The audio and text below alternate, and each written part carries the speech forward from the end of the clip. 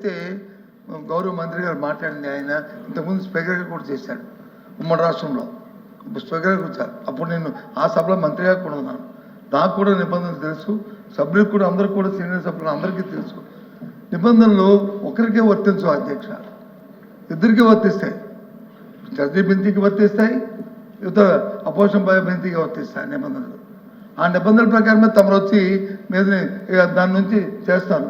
కానీ మీకు ఎక్కడైనా ఒక చిన్న పొరపాటు జరిగితే, లేకపోతే చిన్న అసత్వం జరిగితే, లేదని జరిగితే చెప్పొచ్చు. కానీ మీకు అతను వచ్చి హితబోధన చేసి పాఠాలు చెప్పే రీతిలో మంత్రి గారు వచ్చి ఈ కార్యక్రమం నేను చాలాసార్లు చూశాను. మంత్రి గారు మా తాలూకా దీన్ని చాలాసార్లు చూశాను. కానీ దయచేసి ఇది సాంప్రదాయం కాదు. మీరు స్పీకర్గా ఉన్నప్పుడు జరిగిన ఇవన్నీ కూడా జరిగినాయి, అలా జరిగాయని ఇప్పుడు జరగాలని కోరుకోము. కానీ సభ్యుతాలకు ఆవేదన కూడా స్పీకర్ గారు, చైర్మన్ గారు, సీట్లో చైర్మన్ గారు మీరు కన్సల్ట్ తీసుకోవాలి. కన్సల్ట్ తీసుకొని ఆ కార్యక్రమం చేయాలి.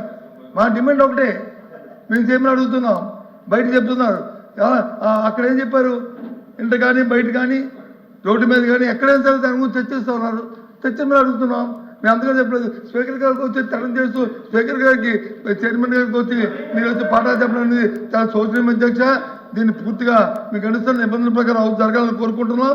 మేము పూర్తిగా కూడా సహకరిస్తున్నాము.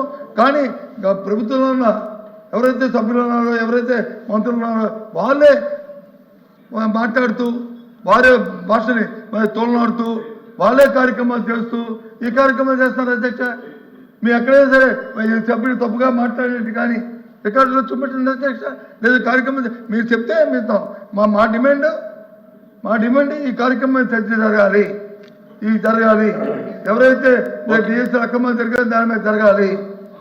ప్రభుత్వం దాని నుంచి తప్పించుకొని చూస్తుంది, మేము డిమాండ్ చేస్తున్నాం. దానికి వచ్చి మంత్రి గారు చూపితే సరిపడం ఏంటి, వచ్చి పాఠాలు చెప్పడం ఏంటి? అధ్యక్ష నేను మీరు ఒక్క నిమిషం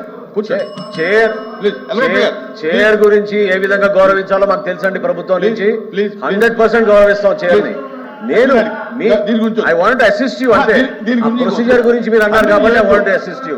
అంతేగాని బొత్స సత్యనారాయణ గారు గతంలో ఎప్పుడైనా చైర్ దగ్గరకు వచ్చి టేబుల్ అట్లా కొట్టే పరిస్థితి ఇక్కడ చూసాం అధ్యక్ష. హౌస్ లో దేనికోసం అట్లా కొడుతున్నారు అధ్యక్ష? మీ పోడియం దగ్గరకు వచ్చి టేబుల్ కొట్టే పరిస్థితి ఎక్కడ ఉంది అధ్యక్ష? ఆయన కూడా చేశారన్నారు గతంలో. వీ వాంట్ అసిస్ట్ యూ అధ్యక్ష. సభ సజావుగా జరగాలి, దానికి మిమ్మల్ని అసిస్ట్ చేయడానికి మేము సిద్ధంగా ఉన్నాం. Government all the questions deemed to have been answered. Please silence.